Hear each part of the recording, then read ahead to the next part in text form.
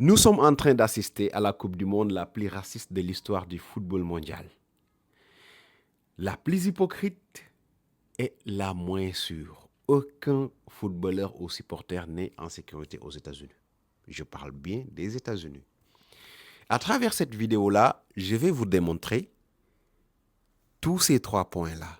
Le racisme, le caractère raciste, le traitement hypocrite et le manque de sécurité qui règne aujourd'hui pour tout footballeur ou supporter qui est aux États-Unis. On va commencer par le racisme. Pourquoi cette Coupe du Monde est la plus raciste de l'histoire?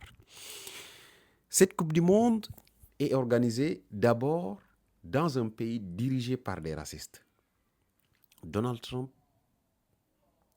a une vision suprémaciste. Il est lui-même suprémaciste dans ses idées. C'est pour cela, au lieu de faire de cette fête-là un rendez-vous mondial où les peuples doivent communier, parler, échanger, il a fait de cet événement-là un moyen ou un moment où il doit imposer au peuple racisé leur volonté et leur prouver qu'en réalité, on ne doit pas se mélanger. C'est exactement moi la lecture que je fais, avec la très grande complicité de Gianni Infantino, un arbitre somalien, le meilleur arbitre africain, exclu, refoulé des États-Unis, après son accréditation, après son visa. On le laisse arriver jusqu'aux États-Unis. On le refoule. C'est quoi? C'est une humiliation programmée. Et malheureusement, la CAF, comme dans ses habitudes, n'a absolument rien dit pour soutenir ce jeune-là, qui est l'espoir du soufflet africain. Ça, c'est un élément. Le deuxième élément, les pays africains, comme mon pays, qui n'ont pas droit à des supporters. Où est le rendez-vous mondial? Un Français n'a pas le droit, plus qu'un Sénégalais, d'assister à ces matchs de Coupe du Monde. Les équipes africaines n'ont pas moins de droit de jouer avec leurs supporters sur les gradins. Il faut dire la vérité. Pourquoi il n'y a que les pays africains qui sont visés? Parce que tout simplement, Trump est en train d'appliquer sa vision de l'Afrique. Quand il disait que l'Afrique, on est des pays de merde. Donc, il pense qu'un pays de merde, un continent où il y a des pays de merde, ne mérite pas un respect. Ne mérite pas le respect, ne mérite pas de se mélanger avec eux. C'est exactement ce qui explique cette décision-là.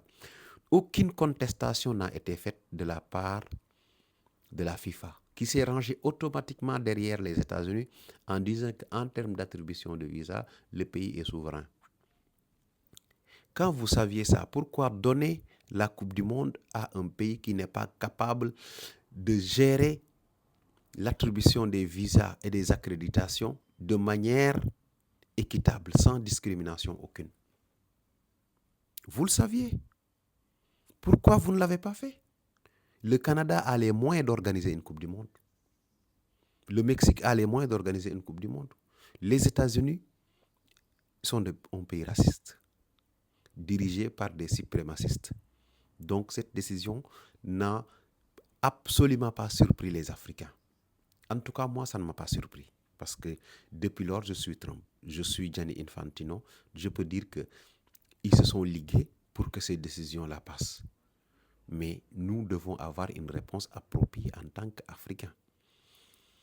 À travers cette vidéo-là, je vais vous montrer le deuxième point.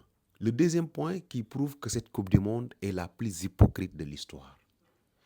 Cette Coupe du Monde est la plus hypocrite de par le traitement médiatique. Vous vous rappelez, il y a 4 ans et il y a 8 ans, l'acharnement médiatique qu'il y avait autour de la Russie, autour des Qataris. On parlait de boycott et on voulait imposer même aux Qataris les drapeaux LGBT. L'équipe hypocrite d'Allemagne qui vient disant qu'il est en train de manifester en posant leurs mains sur leur bouche pour manifester, pour dire qu'on est en train d'être martyrisé, réduit en silence. Je n'ai pas vu un média ou une équipe manifester contre la décision honteuse qui a été prise contre les Sénégalais et contre surtout également le Haïti.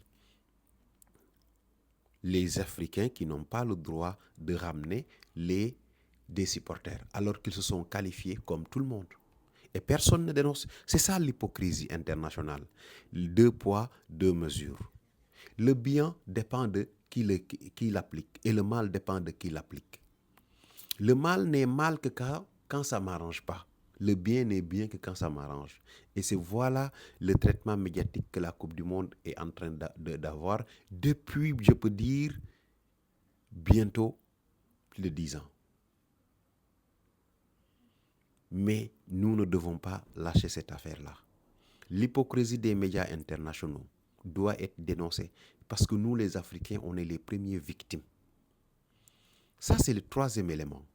Le 4e élément est lié à la sécurité aux États-Unis. Les supporters et les joueurs, les équipes qui sont au Mexique et au Canada n'ont pas à craindre la sécurité. Pourtant, on nous vend la puissance américaine, la première puissance. Une puissance américaine qui ne peut même pas assurer la sécurité pour ses propres voisins, pour ses propres citoyens et pour ses propres hôtes. C'est honteux. Il y a 2 jours, il y a une fusillade à proximité du camp d'entraînement de l'Argentine. Il y a eu un adolescent qui a été tué. Il y a eu beaucoup de blessés. Et je peux vous dire aujourd'hui que vous soyez joueur ou supporter, vous n'êtes absolument pas à l'abri de revenir dans un cercueil dans votre pays, aux États-Unis. Parce que les fusillades peuvent éclater à tout moment et n'importe où. Il n'y a pas de sécurité aux États-Unis. C'est le pays où il y a plus de fusillades au monde. On peut beau nous vendre la première puissance, mais on sait qu'en termes de sécurité, les États-Unis font partie des pays les moins sûrs de la planète. Si vous sortez les pays en guerre.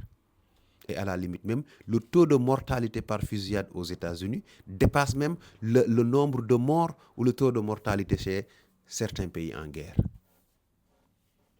Donc, je recommande à toutes les personnes qui sont là-bas d'être très prudents, de savoir quel milieu fréquenter, sur quel débat intervenir. Ils ont une tradition de fusillade. La circulation des armes, c'est comme les voitures. Oui, il y a plus d'armes qui circulent aux États-Unis que de véhicules sur les autoroutes. Ça, c'est une réalité. Donc, vous devez être très prudent avec ces gens-là, savoir que cette Coupe du Monde est un échec médiatique, est un échec en termes d'organisation. Les pelouses aux États-Unis sont catastrophiques et est un échec en termes de sécurité. Et je ne vous parle pas en termes d'égalité de traitement. Donc, voici les 3 points que je voulais développer avec vous sur cette vidéo-là. N'hésitez pas à aller voir mon compte YouTube et vous abonner et vous liker, partager pour que toutes mes vidéos soient accessibles partout à travers le monde. Merci beaucoup.